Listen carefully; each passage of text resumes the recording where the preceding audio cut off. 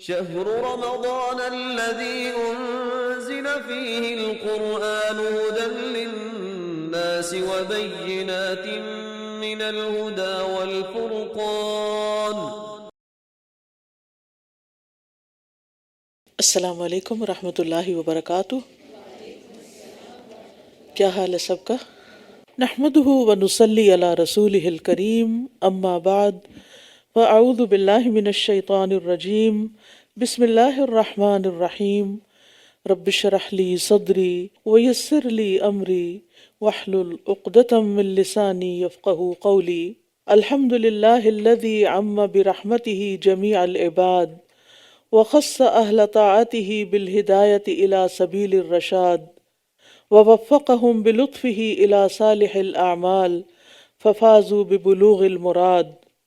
تمام قسم کی تعریف اللہ کے لیے ہے جس نے تمام بندوں پر اپنی رحمت کو عام کیا اور اپنی اطاعت والوں کو رشد و بھلائی کے راستے کی طرف ہدایت دینے کے ساتھ خاص کیا، اور اپنی مہربانی اور کرم نوازی کے ساتھ ان کو نیک اعمال کی توفیق دی تو وہ اپنی مراد تک پہنچنے میں کامیاب ہو گئے۔ 15واں پارہ، سورۃ الاسراء۔ سورۃ الاسراء مکی سورت ہے۔ اسے سورۃ الاسراء اس لیے کہتے ہیں کہ اس میں نبی صلی اللہ علیہ وسلم کے رات کو مسجد اقصیٰ کی طرف لے جانے کا واقعہ بیان ہوا ہے۔ صحیح بخاری میں ہے، رسول اللہ صلی اللہ علیہ وسلم نے فرمایا، سورۃ کہف، سورۃ مریم اور بنی اسرائیل یہ عتاق اول میں سے ہیں اور میرے تلاد میں سے ہیں۔ تلاد قدیم مال کو کہتے ہیں، یعنی ابتدائی دور کی نازل ہونے والی صورتوں میں سے ہیں جو مکہ میں اول نازل ہوئیں۔ رسول اللہ صلی اللہ علیہ وسلم ہر رات کو بنی اسرائیل اور سورۃ زمر کی تلاوت فرمایا کرتے تھے۔ اس کا دوسرا نام سورۃ بنی اسرائیل بھی ہے۔ سبحان الذی اسریٰ بعبدہ لیلا من المسجد الحرام الی المسجد الاقصی الذی بارکنا حولہ لنریہ من آیاتنا انہ هو السمیع البصیر۔ پاک ہے وہ جو اپنے بندے کو رات کے ایک حصے میں مسجد حرام سے مسجد اقصیٰ تک لے گیا، جس کے گرد و نواح کو ہم نے بہت برکت دی ہے تاکہ ہم اسے اپنی کچھ نشانیاں دکھائیں۔ بے شک وہ خوب سننے والا، خوب دیکھنے والا ہے۔ یعنی اس سیر کا مقصد کیا ہے کہ ہم اپنے بندے کو عجائبات اور بڑی بڑی نشانیاں دکھائیں۔ یہ سفر بذات خود بھی ایک معجزہ تھا کہ رات کے ایک قلیل حصے میں ہو گیا، اور نہ صرف یہ کہ آپ مسجد اقصیٰ تک گئے، وہاں سے آپ کو معراج پر یعنی آسمانوں پر لے جایا گیا اور آپ کی مختلف انبیاء کے ساتھ ملاقاتیں بھی ہوئیں، اور سدرۃ المنتہا پر جو عرش سے نیچے 7ویں آسمان پر ہے، اللہ تعالیٰ نے وحی کے ذریعے سے نماز اور بعض دیگر چیزیں عطا کی۔ ان کی تفصیلات احادیث میں ملتی ہیں۔ یہ سیر بیداری کی حالت میں ہوئی، اور یہ کوئی روحانی مشاہدہ نہیں تھا یا کوئی خواب نہیں تھا، بلکہ عینی مشاہدہ تھا، آپ نے اپنی آنکھوں سے دیکھا تھا۔ سیر کے 2 حصے تھے۔ پہلا حصہ اسراء کہلاتا ہے جو مسجد اقصیٰ تک تھا مکہ سے، اور دوسرا مسجد اقصیٰ سے 7ویں آسمان تک، جسے معراج کہا جاتا ہے۔ اس کا تذکرہ سورۃ نجم میں کیا گیا ہے۔ یہ واقعہ کس تاریخ کو پیش آیا، اس میں اختلاف ہے۔ بعض کہتے ہیں کہ ربیع الاول کی 17 کو یا 27 کو، اور بعض رجب کی 27 تاریخ کو بتلاتے ہیں، لیکن اصل بات اللہ ہی کو معلوم ہے۔ وَآتَيْنَا مُوسَى الْكِتَابَ وَجَعَلْنَاهُ هُدًى لِبَنِي إِسْرَائِيلَ أَلَّا تَتَّخِذُوا مِن دُونِي وَكِيلًا، اور ہم نے موسیٰ کو کتاب دی اور اسے بنی اسرائیل کے لیے ہدایت کا ذریعہ بنایا کہ تم میرے سوا کسی کو کارساز نہ بنانا۔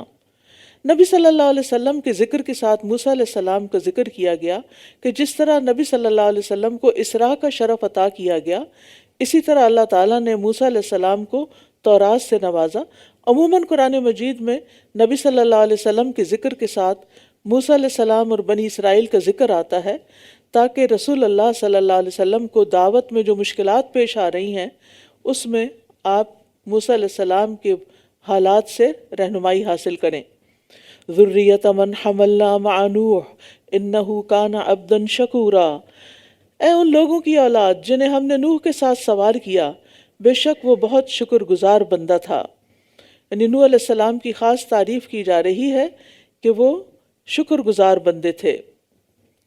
وَقَضَيْنَا إِلَىٰ بَنِي إِسْرَائِيلَ فِي الْكِتَابِ، اور ہم نے بنی اسرائیل کو کتاب میں فیصلہ سنا دیا تھا کہ تم زمین میں 2 بار ضرور فساد برپا کرو گے اور تم بہت بڑی سرکشی کرو گے۔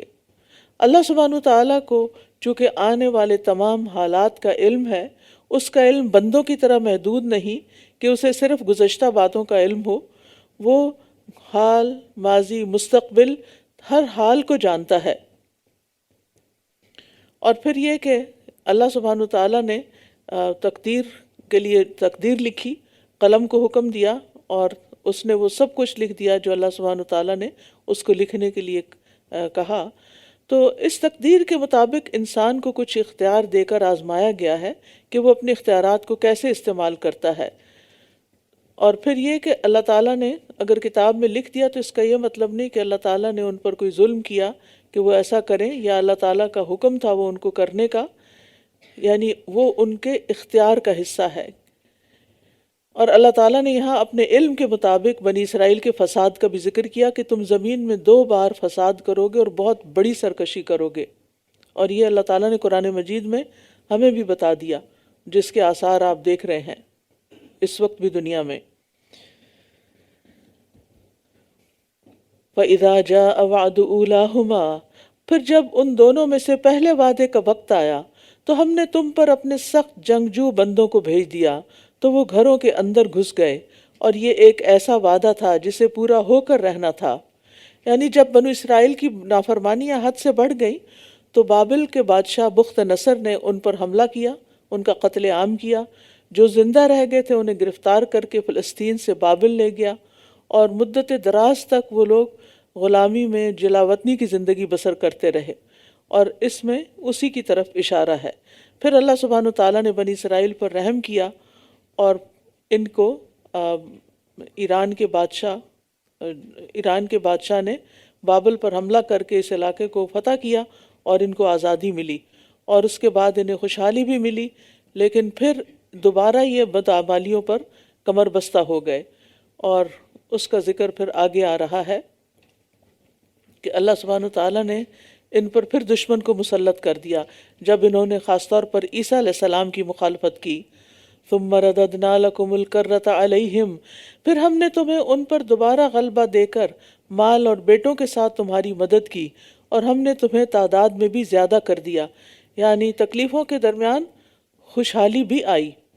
ان احسنتم احسنتم لانفسکم، اگر تم نے اچھا کیا تو اپنی جانوں کے لیے اچھا کیا، اور اگر تم نے برا کیا تو بھی اپنے ہی لیے کیا۔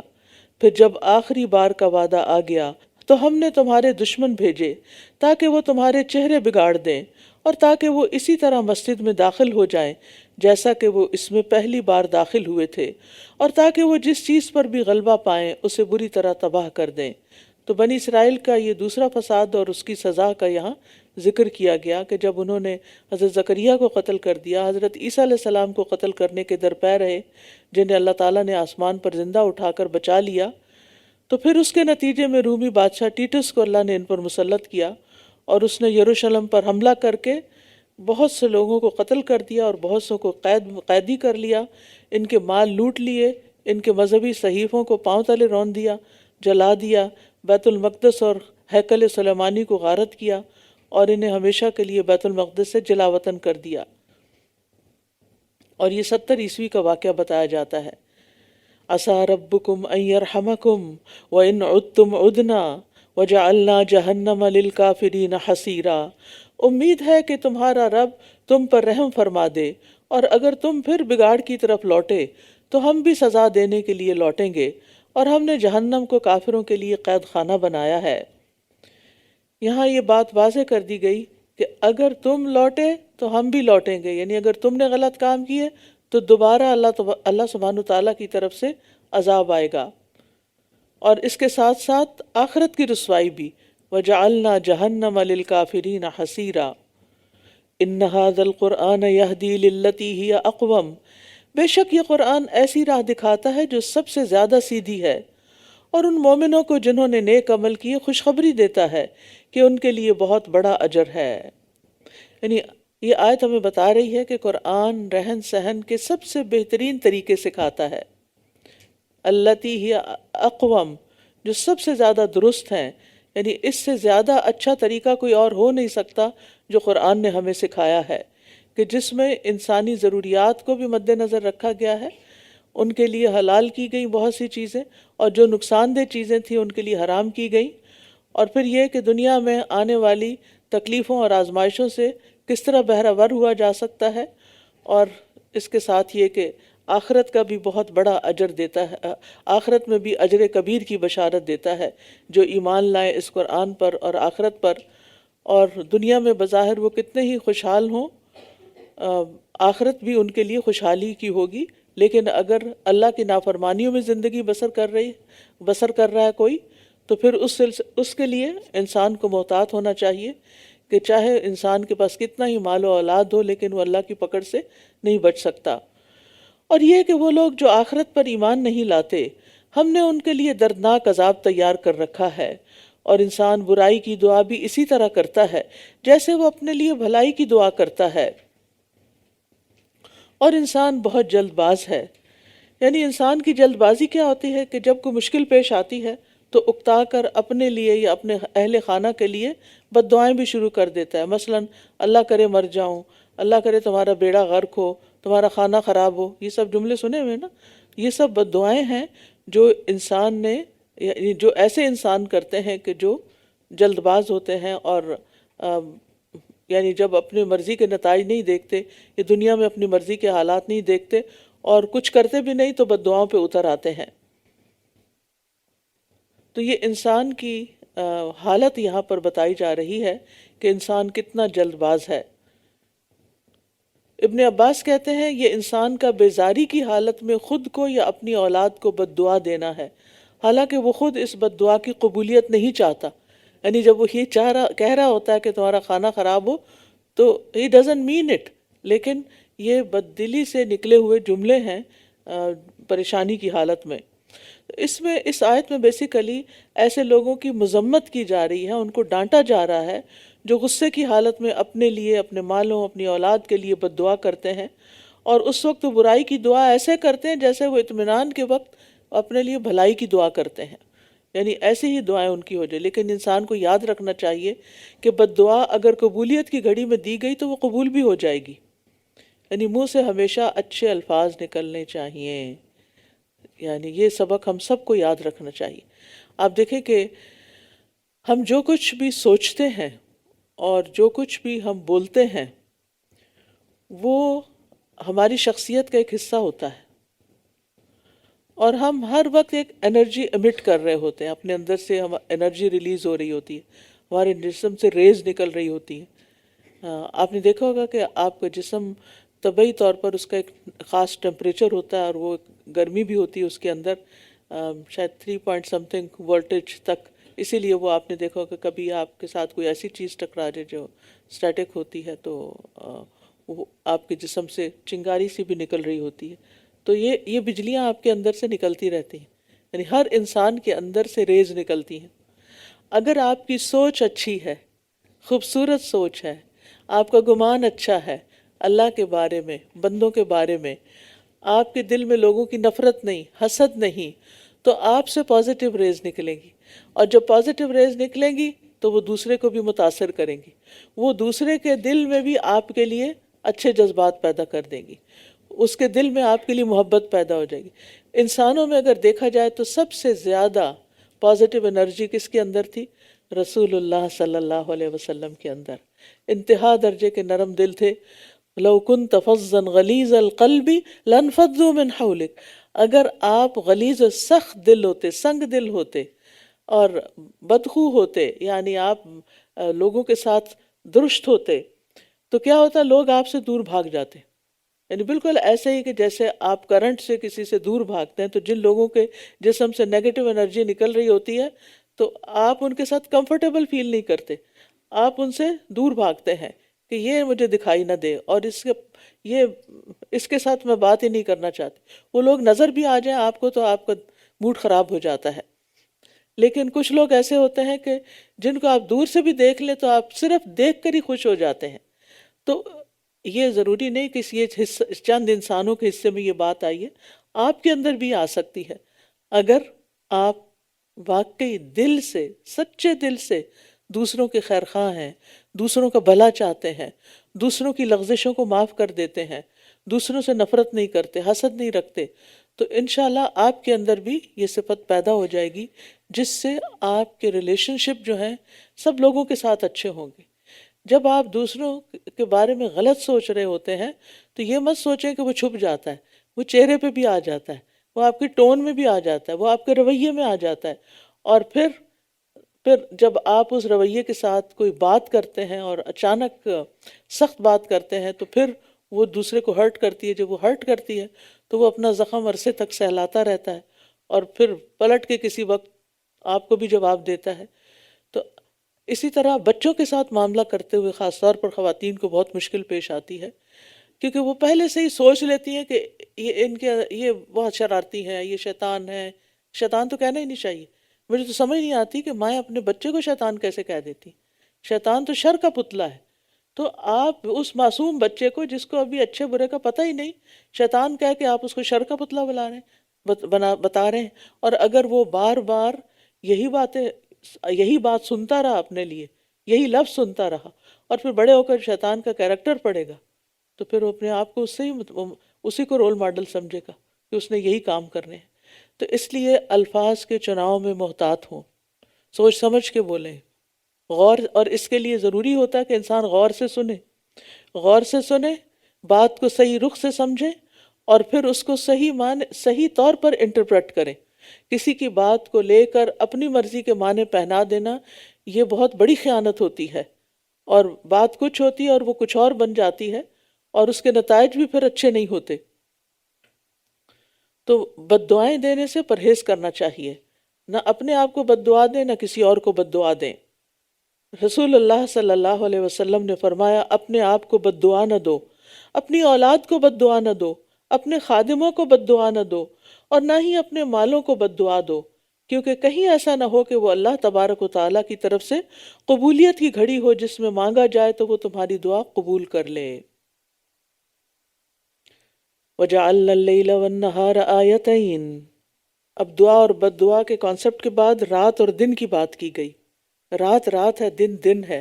اگر آپ دعا دیں گے کسی کو، یعنی آپ یہ بھی تو کر سکتے ہیں نا کہ غصے کے وقت کسی کو بد دعا دینے کے بجائے دعا دے دیں، تو اگر آپ دعا دیتے ہیں تو آپ سمجھیں کہ وہ اس کا دن روشن ہو جاتا ہے، اور اگر آپ کسی کو بد دعا دیتے ہیں تو اس کا دن بھی رات ہو جاتی ہے، اور یہ دو مختلف چیزیں اور دو مختلف کیفیات ہوتی ہیں۔ اور ہم نے رات اور دن کو دو نشانیاں بنایا ہے، پھر ہم نے رات کی نشانی کو مٹا دیا اور دن کی نشانی کو روشن کیا، تاکہ تم اپنے رب کا فضل تلاش کر سکو، اور تاکہ تم سالوں کی گنتی اور حساب جان سکو، اور ہر چیز کو ہم نے کھول کھول کر تفصیل سے بیان کیا۔ تو دن اور رات میں اللہ کی رحمت اور حکمت کی نشانیاں ہیں جو ایک دوسرے کے بعد تسلسل کے ساتھ آ رہے ہیں، اور رات کا اندھیرا اس لیے ہے کہ اس میں آرام کیا جائے۔ رات کے وقت انسان کے جسم سے ایک ہارمون میلاٹونن جو ہے وہ ریلیز ہوتا ہے، اور وہ سونے میں مدد دیتا ہے اور ریلیکس کرتا ہے انسان کو، اور دن کے وقت چاہے آپ سارا دن سوئیں تو وہ کیفیت نہیں ہو سکتی۔ تو دن جو ہے وہ کام کے لیے ہے، اس میں انسان کی انرجی زیادہ ہوتی ہے، انسان اپنا روزگار تلاش کرے، اللہ کا فضل تلاش کرے، اور پھر ساتھ ساتھ رات اور دن کا یہ فرق تاریخوں کا تعین بھی آپ کے لیے کرتا ہے۔ تو بے شمار حکمتیں ہیں اس میں، یہ تو موٹی موٹی باتیں جو ہم ایکسپیرینس کرتے ہیں، لیکن اس کے علاوہ بھی بہت سے فائدے ہیں۔ اور ہم نے ہر انسان کا شگون اس کی گردن میں باندھ دیا ہے، اور ہم قیامت کے دن اس کے لیے ایک کتاب نکالیں گے جسے وہ کھلا ہوا پائے گا۔ انجام کو گلے سے چمٹانے کا مطلب یہ ہے کہ ہر انسان کے اعمال لمحہ بلمحہ لکھے جا رہے ہیں، جو اس کے اچھے یا برے انجام کی نشاندہی کرتے ہیں، اور یہ اس کے اپنے ہی ساتھ لگے۔ ہم نحوست دوسروں میں دیکھتے ہیں، کالی بلی میں اور انسانوں میں، لیکن انسان کے برے اعمال ہی اس کے لیے دراصل نحوست کا سبب ہیں۔ تو قیامت کے دن یہ سارا نامہ اعمال کھول کر رکھ دیا جائے گا جسے وہ خود پڑھ سکے گا۔ اقرأ کتابک کفا بنفسک اليوم علیک حسیبا، پڑھو اپنی کتاب، آج کے دن تم خود ہی اپنا حساب لینے کے لیے کافی ہو۔ قتادہ کہتے ہیں کہ جو شخص دنیا میں ان پڑھ تھا، قیامت کے دن اسے بھی اپنا نامہ اعمال پڑھنے کی صلاحیت دے دی جائے گی، یعنی کوئی یہ نہ کہے کہ شکر ہے مجھے پڑھنا لکھنا نہیں آتا، میں تو نہیں پڑھوں گا، نہیں، اس کو بھی پڑھوا دیا جائے گا، اور انسان اپنے اعمال پر خود گواہ ہوگا۔ جو ہدایت پا لے تو بے شک وہ اپنے ہی لیے ہدایت پاتا ہے، اور جو گمراہ ہوا تو بے شک وہ خود کو نقصان دینے کے لیے ہی گمراہ ہوتا ہے۔ اور کوئی بوجھ اٹھانے والا کسی دوسرے کا بوجھ نہ اٹھائے گا، اور ہم کسی کو عذاب دینے والے نہیں جب تک کہ ہم کوئی رسول نہ بھیج دیں۔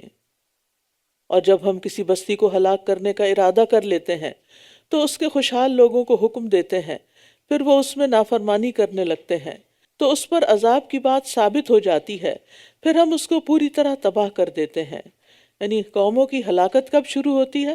جب ان کا خوشحال طبقہ، ان کی ایلیٹ اللہ کے حکموں کی نافرمانی شروع کر دیتی ہے، اور پھر ان بڑوں کو دیکھ کر دوسرے لوگ ان کو کاپی کرنے لگتے ہیں، اور یوں اس قوم میں اللہ کی نافرمانی عام ہو جاتی ہے، جس کے بعد وہ عذاب کی مستحق ہو جاتی ہے۔ اور نوح کے بعد ہم نے کتنی ہی بستیاں ہلاک کر دیں، اور کافی ہے آپ کا رب اپنے بندوں کے گناہوں کی خوب خبر رکھنے والا، خوب دیکھنے والا۔ یعنی سب بستیوں کا تو ہمیں علم ہی نہیں، لیکن اللہ کو پکا پتہ ہے، پورا پتہ ہے کہ کون کس حال میں مرا، کیا کرتے ہوئے دنیا سے گیا، اور اس کے مطابق ہی اس کا آخرت کا انجام ہوگا۔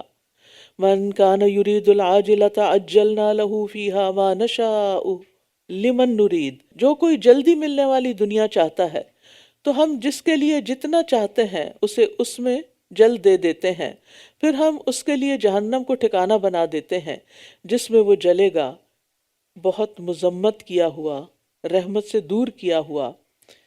تو اس سے پتہ چلتا ہے کہ دنیا کے ہر طالب کو، دنیا چاہنے والے کو دنیا نہیں ملتی، صرف اسی کو ملتی ہے جس کے لیے اللہ چاہتا ہے، اور پھر اس کو بھی اتنی دنیا نہیں ملتی جتنی وہ چاہتا ہے، بلکہ اتنی ہی ملتی ہے جس کا فیصلہ اللہ تعالیٰ کرتا ہے۔ لیکن اگر وہ اپنی نیکیوں کے بدلے میں صرف دنیا چاہ رہا ہے اور آخرت کا سودا نہیں کر رہا تو نتیجہ کیا ہوگا؟ جہنم کا دائمی عذاب اور اس کی رسوائی۔ وَمَنْ أَرَادَ الْآخِرَةَ وَسَعَى لَهَا سَعْيَهَا وَهُوَ مُؤْمِنٌ فَأُولَئِكَ كَانَ سَعْيُهُمْ مَشْكُورًا، اور جس نے آخرت چاہی اور اس کے لیے کوشش کی جیسی کوشش کرنی چاہیے جبکہ وہ مومن ہو، تو یہی لوگ ہیں جن کی کوشش قابل قدر ہے۔ تو اس سے یہ پتہ چلتا ہے کہ بغیر محنت کے آخرت کی بھلائی کا ارادہ کرنا خود کو دھوکہ دینا ہے۔ یعنی اگر آپ آخرت کمانا چاہتے ہیں تو پھر اس کے لیے کوشش بھی کریں۔ جو انسان سچی نیت رکھتا ہے، دل سے کوئی کام کرنا چاہتا ہے، وہ اس کے لیے پھر چل پڑتا ہے۔ یعنی اگر آپ کا ارادہ ہے پکا کہ عمرہ کرنا ہے تو پھر آپ بیٹھے تھوڑی رہیں گے کہ وہ ایک دن چھت سے ٹکٹ گرے گا اور پھر اگلے دن ویزا گرے گا اور پھر اگلے دن مجھے کوئی اٹھا کے وہاں پہنچا دے گا۔ ایسے نہیں ہوتا۔ پھر انسان کیا کرتا ہے؟ ہاتھ پاؤں مارتا ہے، معلومات لیتا ہے، اور پھر اس کے لیے عملی کوششیں کرتا ہے، اور پھر وہ اپنی منزل تک پہنچتا ہے۔ تو پھر آخرت بھی ایسے ہی ہے۔ یعنی دنیا کے کسی بھی مقصد کو پانے کے لیے جس کی آپ کے دل میں خواہش ہو، آپ کیا کرتے ہیں؟ کوشش۔ تو آخرت کی کامیابی کے لیے بھی کوشش لازم ہے۔ ومن اراد الآخرہ، ہم سب کہتے ہیں آخرت اچھی ہو جائے، آخرت اچھی، بھئی کیسے اچھی ہوگی؟ کچھ کریں گے تو اچھی ہوگی نا۔ وسعی لہا سعیہا، یعنی اتنی کوشش کہ جتنی اس کے لیے درکار ہے۔ اور دنیا تو تھوڑے دن کی ہے، دنیا کا کوئی بھی سفر چند دنوں کے لیے ہوتا ہے، لیکن آخرت کا سفر تو ہمیشہ کے لیے ہے۔ تو اگر دنیا کے سفر کے لیے ہم اتنے پینک ہو جاتے ہیں تیاری کے سلسلے میں، ہر چیز کے بارے میں اس قدر فکر کرتے ہیں، لکھ لیتے ہیں کیا کیا لے کے جانا ہے، کون سی چیز، آخری وقت تک اپنا بیگ دیکھ رہے ہوتے ہیں، پاسپورٹ رکھ لیا، ٹکٹ رکھ لیا، سب۔ تو آخرت کے لیے ہماری کوششیں کیا ہیں؟ اس کے لیے ہمارے دن میں کتنی دفعہ خیال آتا ہے کہ میں نے آخرت کے لیے یہ تیاری کر لی، اپنا یہ فرض پورا کر لیا، یہ امانتیں لوٹا دی ہیں، یہ وعدے پورے کر لیے، یہ نمازیں پوری ہو گئی، یہ زکوٰۃ ادا ہو گئی، میرا حج ہو گیا، میرے روزے پورے جا رہے ہیں اور روزے ٹھیک سے جا رہے ہیں۔ یعنی یہ ساری چیزیں آخرت کی زندگی کو فائدہ دینے والی ہیں۔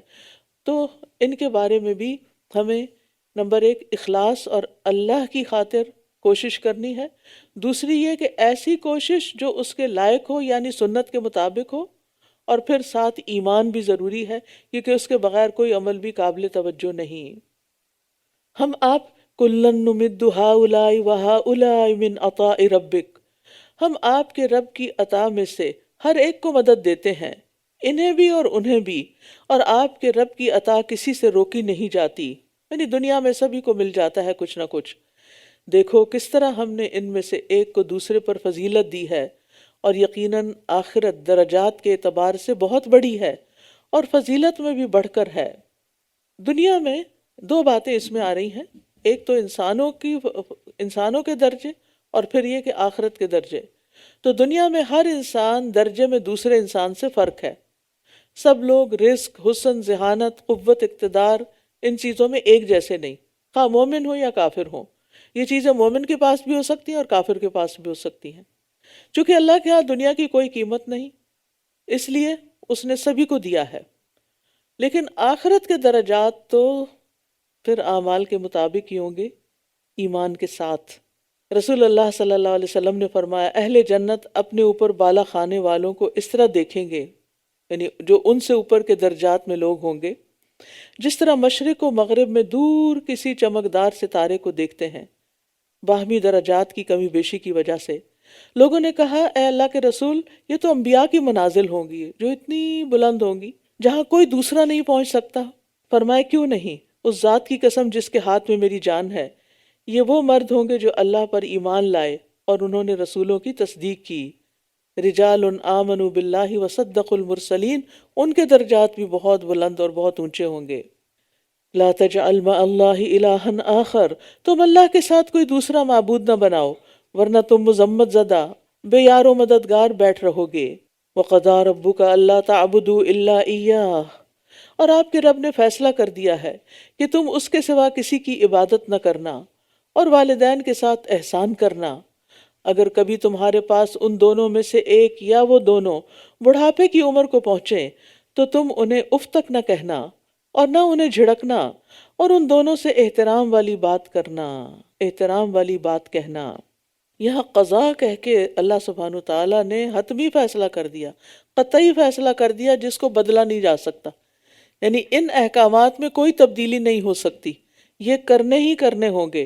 ان میں سب سے پہلے اللہ کے سوا کسی کی عبادت نہیں کرنی، صرف اللہ ہی کی عبادت کرنی ہے، اور اس میں دل، زبان، جسم کے ہر حصے کا فعل جو صحیح طریقے پر ہو وہ عبادت شمار ہوتا ہے۔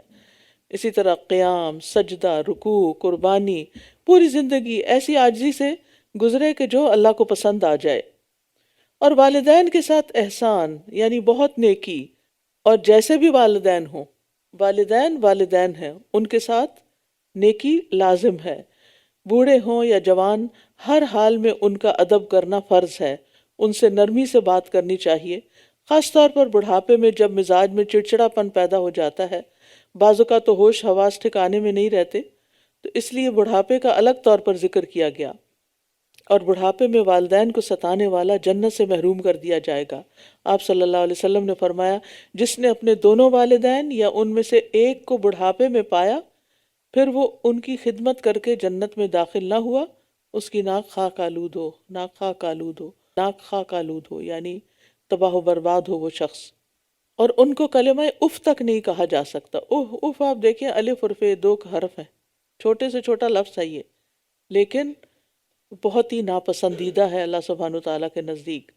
تو والدین کے ساتھ یہ نہیں کہنا چاہیے، ان کی ایک دفعہ بات کرتے ہیں دوبارہ وہی، تیسری دفعہ وہی، اف میں تو تنگ آ گئی، آپ تو وہی بات دہرائے جا رہے ہیں، ایسا نہیں کہہ سکتے۔ اور ان دونوں کے لیے مہربانی اور عاجزی سے بازو جھکائے رکھنا، اور دعا کرتے رہنا، اے میرے رب ان دونوں پر رحم فرما جیسے ان دونوں نے بچپن میں میری پرورش کی۔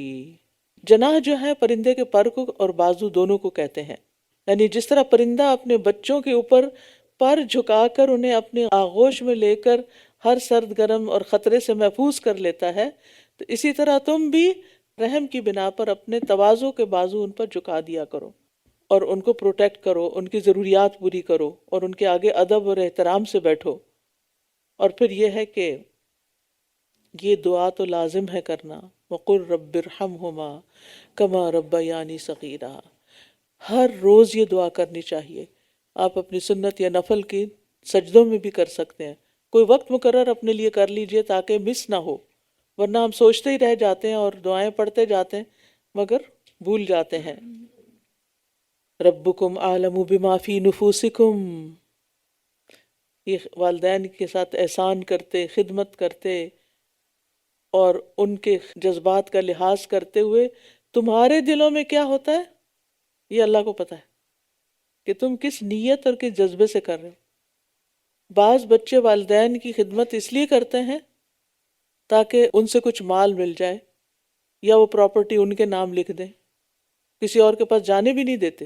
آپ نے یہ تک دیکھا ہوگا کہ کچھ بچے والدین کو کسی اور کے گھر، بہن بھائی کے گھر جانے نہیں دیتے، کیونکہ ان کو یہ ہوتا ہے کہ اگر یہ وہاں چلے گئے تو کہیں ایسا نہ ہو کہ بڑھاپے میں ان کا مال وہ ہتھیا لیں۔ تو وہ چاہے تنگ ہوں چاہے آسانی میں ہوں، وہ خود ہی خدمت کرتے رہتے ہیں، جیسی تیسی کریں ان کے حسب حال۔ فرمایا تمہارا رب اسے خوب جانتا ہے جو تمہارے دلوں میں ہے، اگر تم واقعی نیک ہوگے تو وہ یقیناً رجوع کرنے والوں کو بہت بخشنے والا ہے۔ اس سے یہ بات بھی پتہ چلتی ہے کہ والدین کے لیے دل میں شفقت اور نرمی بھی ہونی چاہیے، اچھے جذبات بھی ہونے چاہیے، محبت بھی ہونی چاہیے۔ اس لیے اگر انہوں نے آپ کے ساتھ کوئی زیادتی کی ہے، کوئی کمی کوتاہی رہ گئی تربیت میں، اور ہو سکتا ہے انہوں نے اس پر توبہ کر لی اور رجوع کر لیا ہو، تو آپ اس کو دل سے نکال دیں اور ان کے ساتھ اپنے تعلقات کو اچھا کریں، اور رشتہ دار اور مسکین اور مسافر کو اس کا حق دو، اور تم بے جا خرچ نہ کرو۔ یعنی والدین کے بعد ان کے اور اپنے رشتہ داروں کے ساتھ اچھا سلوک، ان کے ساتھ میل جول اور تعلق قائم کیا جائے، انہیں دین کی دعوت دی جائے، ان کی خوشی اور غم میں شریک ہوا جائے، اور جب بھی انہیں مالی مدد کی ضرورت ہو تو ان کی مدد کی جائے۔ اور یہ رشتہ دار چاہے ماں کی طرف سے ہوں چاہے باپ کی طرف سے ہوں، محرم ہوں یا غیر محرم ہوں، رشتے خون کے رشتے جیسے کزنز جو ہے نامحرم ہے، لیکن چچا کے بیٹے، خالہ کے بیٹے، اگر وہ کسی مشکل میں ہیں تو ان کی مدد کی جائے گی۔ یعنی آپ یہ کہہ کے انکار نہیں کر سکتے کہ آپ تو میرے محرم نہیں اس لیے میں آپ کو ہیلپ نہیں کر سکتی، نہیں، رشتہ دار تو رشتہ دار ہی ہیں۔ پھر فرمایا ان المبذرین کانوا اخوان الشیاطین وکان الشیطان لربہ کفورا، بے شک فضول خرچ لوگ شیطانوں کے بھائی ہیں اور شیطان اپنے رب کا بہت ناشکرا ہے۔ یعنی بے جا خرچ کرنے والوں کو ہمیشہ سے شیطانوں کے بھائی کہا گیا، ٹھیک ہے۔ کانو اخوان الشیاطین، یہ کانو کی وجہ سے تسلسل آ گیا، ماضی استمراری ہو گئی کہ ہمیشہ سے ایسے ہی کرتے ہیں، ہمیشہ سے وہ ایسے ہی ہیں کہ انہوں نے اللہ کی دی ہوئی نعمتوں کو، صلاحیتوں کو، مال کو ناشکری کرتے ہوئے غلط جگہوں پہ خرچ کیا ہے۔ یعنی جو شخص بھی مالک کے دیے ہوئے مال کو مالک کی نافرمانی میں خرچ کرتا ہے تو وہ کیسا شخص ہے؟ نمک حرام، یعنی جس نے دیا آپ اسی کے خلاف استعمال کر رہے ہیں، اسی کو ناراض کرنے کے لیے خرچ کر رہے ہیں۔ تو اس لیے بہت ضروری ہے کہ انسان دیکھے کہ اپنا مال کہاں خرچ کر رہا ہے، کیا خرید رہا ہے اس سے۔ یعنی صرف خواہشات کی بنا پر شاپنگ مت کریں، کوئی چیز کسی کے گھر میں دیکھی، کسی کے ہاتھ میں دیکھی تو بس دل للچا آیا اور ضرورت ہے یا نہیں، استعمال کرنی ہے یا نہیں، بس خرید لی، اندھا دھند خریداری۔ اور پھر خاص خاص موقعوں پر جیسے شادی بیاہ کے موقع پر صرف اپنا نام رکھنے کے لیے، ناک رکھنے کے لیے لوگ بے تحاشا خرچ کرتے رہتے ہیں، اور بعض اوقات قرض لے کر، اور ساری ساری زندگی پھر وہ قرض اتارتے رہتے ہیں۔ تو ایسی جھوٹی عزت جو ہے وہ کسی کام کی نہیں، کیونکہ ایسے لوگوں کی پھر حالت، لوگوں کی اصل حالت لوگوں کے سامنے آ ہی جاتی ہے، اور وہ اس سے بھی زیادہ بے عزتی کی بات ہوتی ہے۔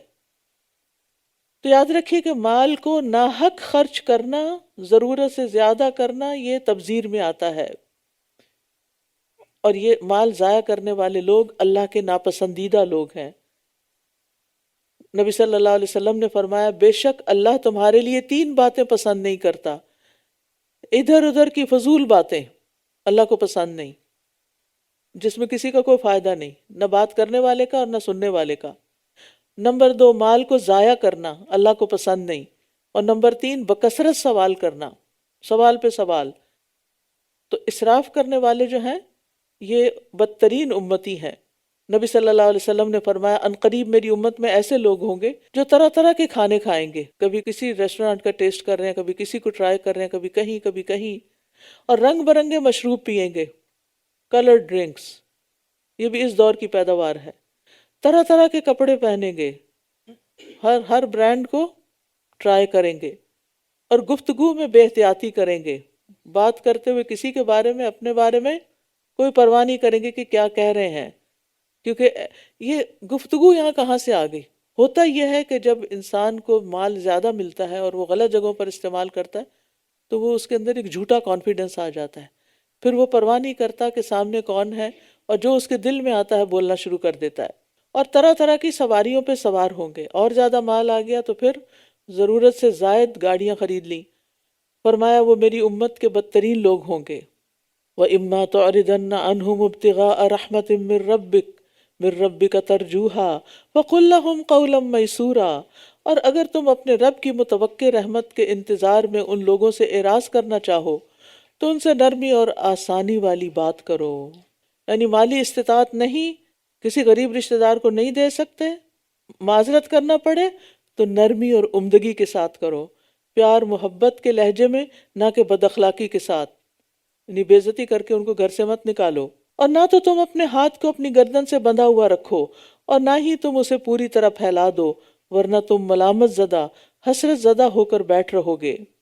یہاں انفاق کا ادب بتایا جا رہا ہے کہ خرچ کرنا ہے تو کیسے کرنا ہے، نہ تو بخل کریں اور نہ ضرورت سے زیادہ خرچ کریں، نہ فضول خرچی ہو اور نہ ہی بے دریغ خرچ کرنا ہو، بلکہ درمیان میں، ورنہ محصور ہو جاؤ گے۔ محصور اس جانور کو کہتے ہیں جو چل چل کر تھک چکا ہو، چلنے سے عاجز ہو، یعنی فضول خرچی کرنے والا بھی ایک دن مزید اس کے پاس خرچ کرنے کے لیے کچھ نہیں رہے گا۔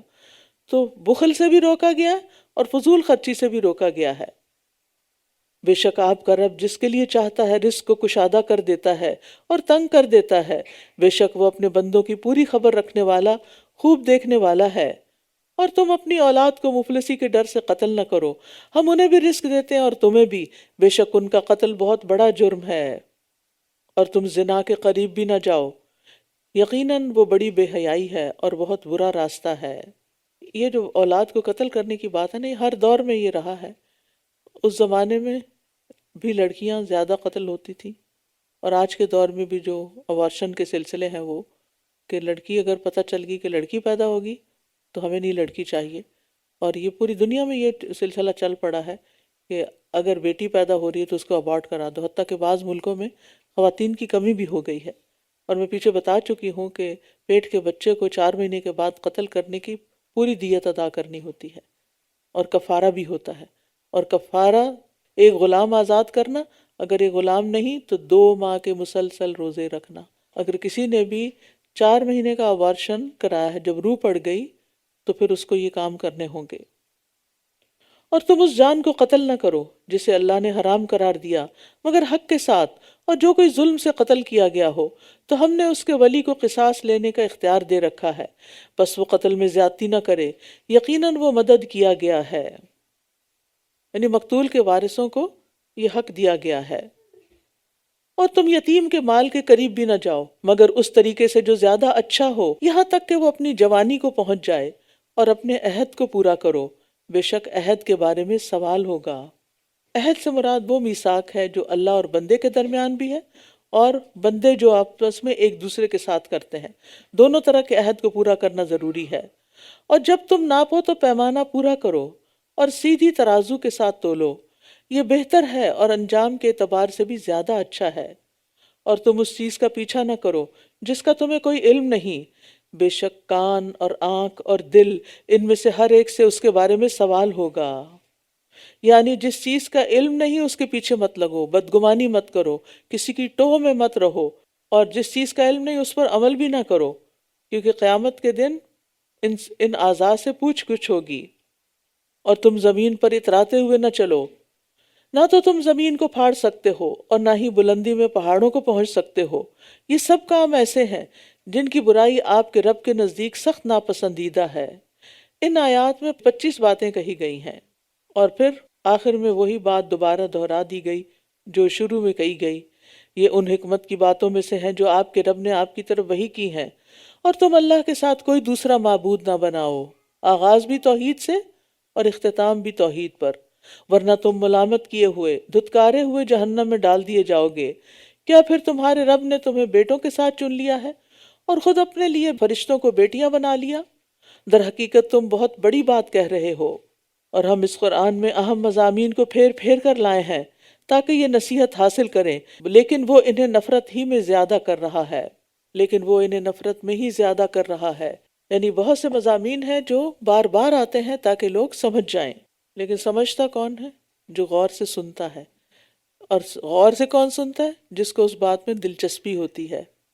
کہہ دیجئے اگر اس کے ساتھ اور معبود بھی ہوتے جیسا کہ یہ کہتے ہیں، تب یہ عرش والے کی طرف ضرور کوئی راستہ تلاش کر لیتے، لیکن کوئی مخلوق آج تک عرش تک نہیں پہنچی۔ آسمان تک نہیں پہنچی تو عرش تو بہت ہی دور ہے۔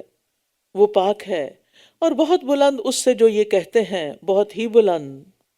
یعنی مشرکین جو اللہ کے ساتھ کوئی معبود بناتے ہیں یا فرشتوں کو اللہ کی بیٹیاں کہتے ہیں، اللہ تعالیٰ ان سب باتوں سے بہت ابو ہے، بلند ہے، عالی ہے۔ تسبح لہ السماوات السبع، ساتوں آسمان اور زمین اور جو بھی ان میں ہیں اسی کی تسبیح کر رہے ہیں۔ آپ غور کیجئے، آپ واک کرنے کو جائیے اور ہر درخت اور ٹہنی اور پتے کو دیکھتے ہوئے سوچئے یہ سب تسبیح میں مشغول ہیں۔ تسبح لہ السماوات السبع والارض ومن فیہن، اور کوئی بھی چیز ایسی نہیں جو اس کی حمد کے ساتھ تسبیح نہ کر رہی ہو، لیکن تم ان کی تسبیح کو نہیں سمجھتے۔ بے شک وہ بہت حلم والا، بہت بخشنے والا ہے۔ اور جب آپ قرآن پڑھتے ہیں تو ہم آپ کے اور ان لوگوں کے درمیان جو آخرت پر ایمان نہیں رکھتے ایک مخفی پردہ ڈال دیتے ہیں۔ یہ کس لیے؟ آپ کی حفاظت کے لیے، نبی صلی اللہ علیہ وسلم کی۔ جیسے وہ ابو لہب کی بیوی آئی تھی نا، بڑے جوش سے ہاتھ میں پتھر پکڑ کے، اور کہہ رہی تھی مزممن ابینا و امرہ اسینا و دینہ قلینا، ہم مزمم کو نہیں مانتے، اس کے حکم کی اطاعت نہیں کرتے اور اس کے دین سے دشمنی رکھتے ہیں۔ تو رسول اللہ صلی اللہ علیہ وسلم خانہ کعبہ میں بیٹھے ہوئے تھے، ابو بکر رضی اللہ عنہ آپ کے ساتھ تھے۔ ابو بکر رضی اللہ عنہ نے کہا یا رسول اللہ، یہ ایک عورت آ رہی ہے، مجھے خوف ہے کہ وہ آپ کو دیکھ لے گی۔ آپ نے فرمایا یہ مجھے ہرگز نہیں دیکھے گی، اور آپ نے اسے بچنے کے لیے قرآن کی چند آیتیں پڑھی۔ ان میں سے ایک آیت یہ بھی تھی وَإِذَا قَرَأْتَ الْقُرْآنَ جَعَلْنَا بَيْنَكَ وَبَيْنَ الَّذِينَ لَا يُؤْمِنُونَ بِالْآخِرَةِ حِجَابًا مَسْتُورًا۔ اگر آپ کو خوف ہو کسی کی نظر سے بچنے کے لیے یا جنات کی نظر سے بچنے کے لیے، اگر آپ کے دل میں کوئی پریشانی ہو تو آپ اپنے لیے بھی پڑھ سکتے ہیں، یہ کیونکہ نبی صلی اللہ علیہ وسلم سے پڑھنا ثابت ہے یہ۔ اور ہم نے ان کے دلوں پر پردے ڈال دیے ہیں کہ یہ اسے سمجھ نہ سکیں، اور ان کے کانوں میں بوجھ ہے، اور جب آپ قرآن میں اپنے رب کا اکیلے اسی کا ذکر کرتے ہیں تو یہ نفرت سے اپنی پشتوں پر پھر جاتے ہیں، واپس پلٹ جاتے، سننا بھی نہیں چاہتے۔ ہم خوب جانتے ہیں اسے جو وہ غور سے سنتے ہیں، جب یہ آپ کی طرف کان لگاتے ہیں اور جب یہ سرگوشیاں کرتے ہیں، جب یہ ظالم لوگ کہتے ہیں کہ تم تو ایک سحر زدہ آدمی کی پیروی کر رہے ہو۔ یعنی ہم سب جانتے ہیں، لہٰذا یہ ہماری پکڑ سے بچ نہیں سکتے۔ دیکھیے انہوں نے آپ کے لیے کس طرح کی مثالیں بیان کی ہیں، بس یہ بھٹک گئے ہیں، لہٰذا یہ کسی راستے کی طرف جانے کی استطاعت نہیں رکھتے۔ یعنی جب وہ ایک بات پر قائم ہی نہیں تو کیسے وہ خود ہدایت پا سکتے ہیں؟ کیونکہ کبھی وہ کہتے ہیں آپ پر کسی نے جادو کر دیا ہے، کبھی کہتے ہیں شاعر ہیں، کبھی کہتے ہیں کاہن ہیں، کبھی مجنون ہیں، ان کی اپنی باتیں کنٹراڈکٹری ہیں، اور یہ سب کچھ اس لیے کہتے ہیں کہ دوسروں کو ہدایت سے روک سکیں۔ وَقَالُوا أَإِذَا كُنَّا عِظَامًا وَرُفَاتًا أَإِنَّا لَمَبْعُوثُونَ خَلْقًا جَدِيدًا، اور انہوں نے کہا جب ہم ہڈیاں اور چورا چورا ہو جائیں گے تو کیا ہم واقعی نئے سرے سے پیدا کر کے دوبارہ اٹھائے جائیں گے؟ قُلْ كُونُوا حِجَارَةً أَوْ حَدِيدًا، آپ کہہ دیجئے خواہ تم پتھر بن جاؤ یا لوہا، یعنی تم جس مرضی مخلوق میں بدل جاؤ، اللہ تمہیں دوبارہ زندہ کرنے پر پوری طرح قادر ہے۔ یا کوئی اور مخلوق جو تمہارے سینوں میں اس سے بھی بڑی ہو، تو عنقریب یہ ضرور کہیں گے کون ہمیں دوبارہ لوٹائے گا؟ کہہ دیجئے وہی جس نے تمہیں پہلی بار پیدا کیا، پھر ضرور یہ آپ کے سامنے اپنے سر ہلائیں گے اور کہیں گے کہ کب ہوگا وہ، یعنی وہ وعدہ کب پورا ہوگا؟ کہہ دیجئے ہو سکتا ہے کہ وہ قریب ہی ہو، کیونکہ دوسری بار پیدا کرنا تو کچھ مشکل نہیں، پہلی بار پیدا کرنا زیادہ مشکل ہے۔ جس دن وہ تمہیں پکارے گا تو تم اس کی حمد کرتے ہوئے جواب دو گے، اور تمہیں یقین آ جائے گا کہ تم دنیا میں بہت تھوڑا ٹھہرے تھے۔ یعنی وہاں پر کوئی بھی پھر سرتابی نہیں کر سکے گا اللہ کے حکم سے۔ وَقُلْ لِعِبَادِي يَقُولُ الَّتِي هِيَ أَحْسَنُ إِنَّ الشَّيْطَانَ يَنزَغُ بَيْنَهُمْ إِنَّ الشَّيْطَانَ كَانَ لِلْإِنسَانِ عَدُوًّا مُبِينًا۔ اور میرے بندوں سے کہہ دیجئے کہ وہ ایسی بات کہا کریں جو سب سے اچھی ہو، بے شک شیطان ان کے درمیان فساد ڈلواتا ہے، در حقیقت شیطان انسان کا کھلا دشمن ہے۔ سورۃ بقرہ میں اللہ تعالیٰ نے بنی اسرائیل سے جو عہد دیے تھے ان میں حکم دیا تھا وَقُولُوا لِلنَّاسِ حُسْنًا، لوگوں کے لیے اچھی بات کہو۔ یہاں ہماری امت کو کیا حکم دیا جا رہا ہے؟ یقول التی ہی احسن، سب سے اچھی بات کہو، صرف حسنہ نہیں، احسن بھی، ٹھیک ہے۔ اب یہ نہیں بتایا کہ کس سے، تو اس سے پتہ چلتا ہے مسلم ہو یا کافر ہو، دوست ہو یا دشمن ہو، اپنا ہو یا پرایا ہو، سب سے بہت اچھی طرح بات کرو۔ اگر ہم صرف اس حکم پر بھی عمل کرنا شروع کر دیں تو کیا ہوگا؟ سارے جھگڑے ختم ہو جائیں گے۔ لیکن احسن بات کرنے سے پہلے انسان کو اچھی طرح غور کرنا ہوگا کہ کیا بات اچھی ہے اور کیا نہیں۔ اور جب اچھی بات نہیں کرتے تو یہاں اس کا نقصان بتایا گیا ہے کہ شیطان ایسی بات پر پھر آپس میں جھگڑا اور دشمنی ڈال دیتا ہے۔ ہسبینڈ وائف ہوں یا بہن بھائی ہوں، رشتہ دار ہوں یا دوست ہوں، آپس میں لڑائیاں، فساد اور جھگڑے شروع ہو جاتے ہیں۔ لیکن دوسری طرف اگر احسن بات ہو اور احسن رویہ ہو تو دشمن بھی دوست بن جاتا ہے۔ اب آپ خود سوچئے، آپ میں کیا یہ صلاحیت ہے کہ دشمن کو دوست بنا سکے؟ جب آپ کو پتہ چلتا ہے کہ کوئی شخص آپ کا خیر خواہ نہیں ہے تو آپ اس کے ساتھ کیا کرتے ہیں؟ مجھے پتہ چل گیا کہ تم میرے لیے اچھا نہیں سوچتے، تانا شانہ دیتے ہیں، نہیں، ایسا کرنے سے وہ اچھا دوست نہیں بن سکتا۔ اچھا، وہ اس کی دشمنی دوستی میں جب بدلے گی جب آپ اس کے ساتھ اچھے سے بات کریں گے۔ عام طور پر ہمیں اپنا کوئی حق لینا ہوتا ہے یا اپنی کوئی بات منوانی ہوتی ہے، ایک دم ہم ہائپر ہو جاتے ہیں اور پھر جو ہمارے دل میں آتا ہے بولنا شروع کر دیتے ہیں، اور اس سے نقصان کیا ہوتا ہے کہ دوسرا شخص بعض اوقات اگر آپ سے زیادہ طاقتور ہے تو پہلے سے بھی زیادہ نقصان دیتا ہے، اور اگر آپ پولائٹلی بات کریں، آرام سے بات کریں تو دوسرا کنسیڈر کرے گا، اس کے دل میں آپ کی ہمدردی پیدا ہوگی۔ تمہارا رب خوب جانتا ہے، اگر وہ چاہے تو تم پر رحم فرما دے، اور اگر وہ چاہے تو تمہیں عذاب دے، اور ہم نے آپ کو ان پر ذمہ دار بنا کر نہیں بھیجا، اور جو بھی آسمانوں اور زمین میں ہیں آپ کا رب انہیں خوب جانتا ہے۔ بے شک ہم نے بعض نبیوں کو بعض پر فضیلت دی ہے، اور ہم نے داؤد کو زبور عطا کی۔ داؤد علیہ السلام بھی اللہ کے ایک بڑے ہی چنے ہوئے بندے تھے۔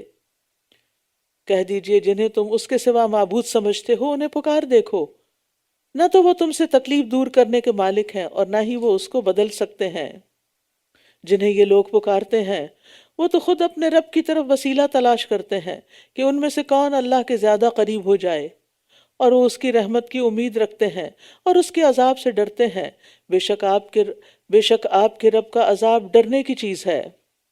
یعنی یہ مشرکین جن ہستیوں کے ذریعے اللہ کا قرب چاہتے ہیں، ان کو وسیلہ بنانا چاہتے ہیں، وہ سب تو خود اللہ کی رحمت کے امیدوار ہیں۔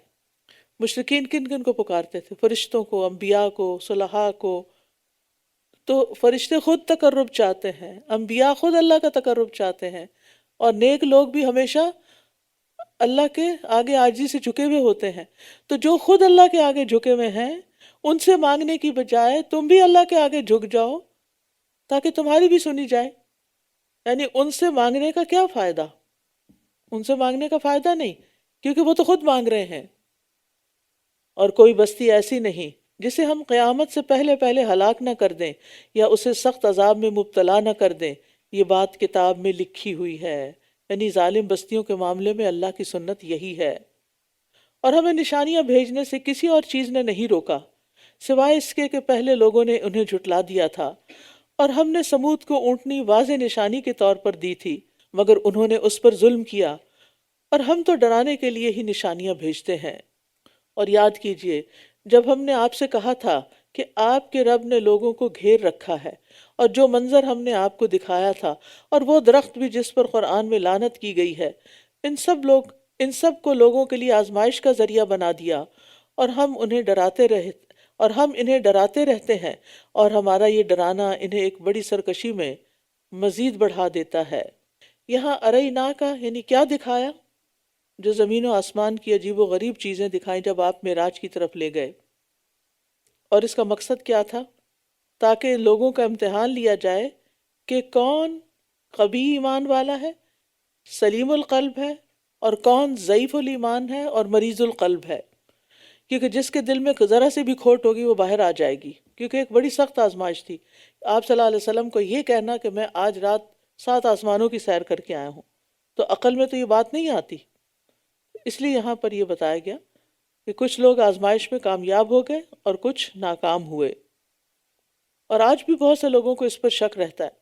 اصل میں یہ سارے شکوک و شبہات اس لیے پیدا ہوتے ہیں کہ ہمیں اللہ کی طاقت کا اندازہ ہی نہیں کہ اللہ تعالیٰ کیا کچھ کر سکتا ہے۔ اگر ایک فرشتے کے پر مارنے سے پوری بستی الٹا کے اوپر تک لے جائے گی اور اوپر سے پٹکائی گئی تو یہ اس کا بھیجا اور بنایا ہوا فرشتہ ہے، اس کے اندر اتنی قوت اللہ نے ڈال دی ہے، تو خود پر اللہ تعالیٰ کے اندر کتنی قوت ہوگی۔ اور جب ہم نے فرشتوں سے کہا آدم کو سجدہ کرو تو ان سب نے سجدہ کیا سوائے ابلیس کے۔ اس نے کہا کیا میں اس کو سجدہ کروں جسے تو نے مٹی سے پیدا کیا؟ کہنے لگا کیا تو نے دیکھا اسے جسے تو نے مجھ پر عزت دی ہے؟ یقیناً اگر تو نے مجھے قیامت کے دن تک مہلت دے دی تو میں اس کی اولاد کو ضرور قابو کر لوں گا سوائے چند ایک کے۔ احتنکننا، احتناک کہتے ہیں جیسے گھوڑے وغیرہ کو جبڑوں میں لگام دے کے قابو کیا جاتا ہے۔ اور شیطان جو ہے اولاد آدم کا پیدا ہوتے ہی دشمن بن جاتا ہے، اور اس نے خاص طور پر بچوں کو فوکس کیا ہوا ہے تاکہ وہ بگڑ گئے تو پھر کام آسان ہوگا۔ فرمایا جا پھر ان میں سے جو کوئی تیری پیروی کرے گا تو بے شک تم سب کا بدلہ جہنم ہے جو پورا پورا بدلہ ہے، اور ان میں سے جس پر تیرا بس چلتا ہے اسے اپنی آواز سے بہکا لے، اور ان پر اپنے سوار اور پیادے چڑھا لا، اور مال اور اولاد میں ان کا شریک ہو جا، اور ان سے وعدے کر، اور شیطان تو ان سے محض دھوکے پر مبنی وعدے کرتا ہے۔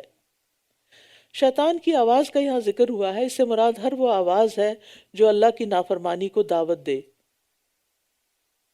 جو اللہ کی نافرمانی کو دعوت دے، جس میں ہر برے کام کی دعوت، گانا بجانا وغیرہ سب کچھ شامل ہے۔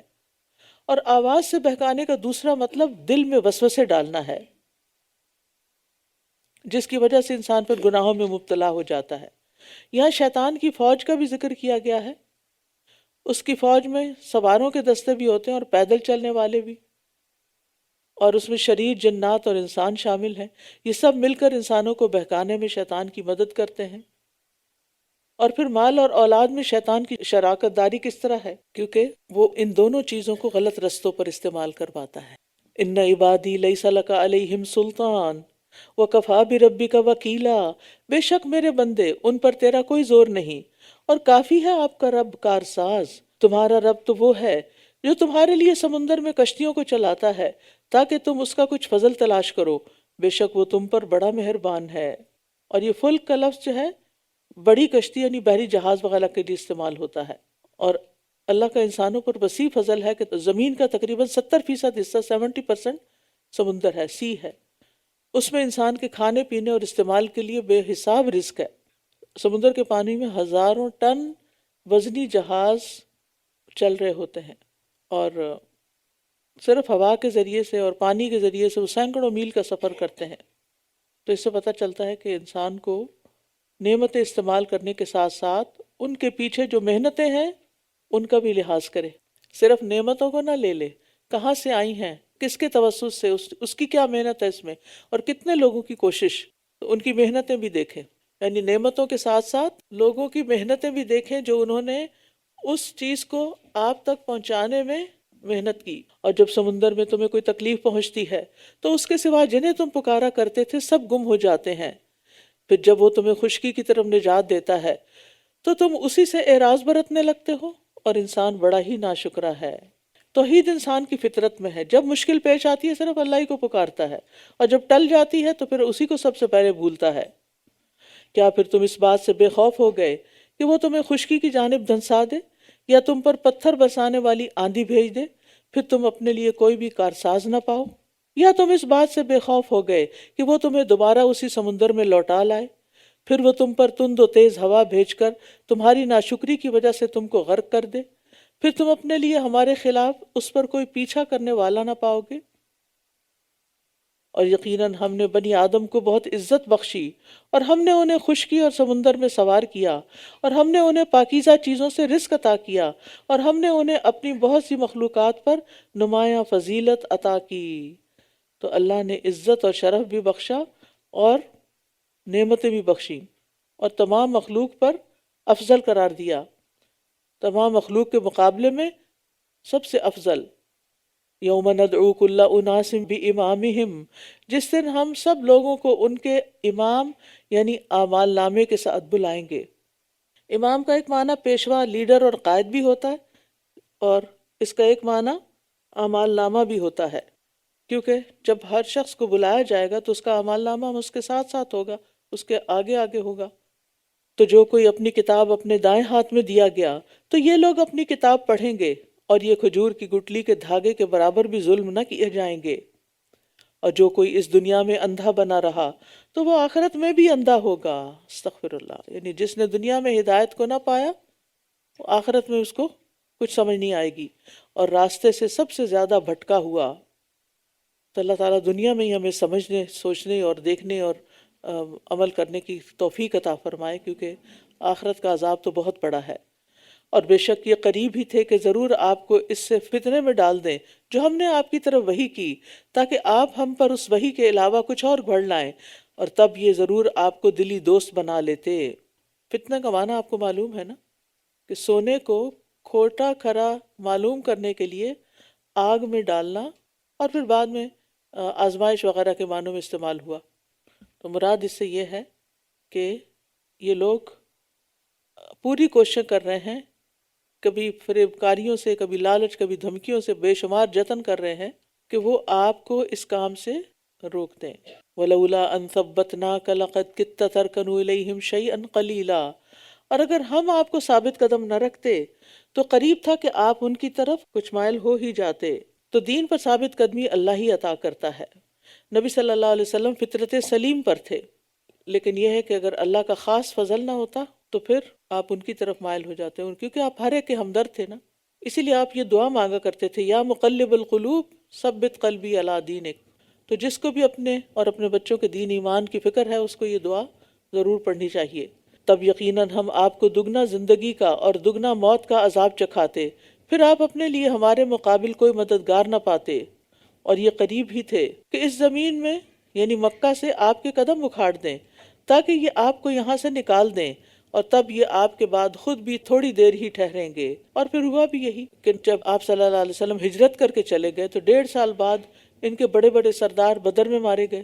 آپ کی بد دعا سے مکہ والے قحط اور خوف کا شکار ہوئے، حتیٰ کہ 8 ہجری میں خود مکہ بھی فتح ہو گیا، اور اس سے ان کی ساری شان و شوکت ختم ہو گئی۔ ان رسولوں کے معاملے میں ایسا ہی طریقہ رہا ہے جنہیں ہم نے آپ سے پہلے بھیجا تھا، اور آپ ہمارے طریقے میں کوئی تبدیلی نہ پائیں گے۔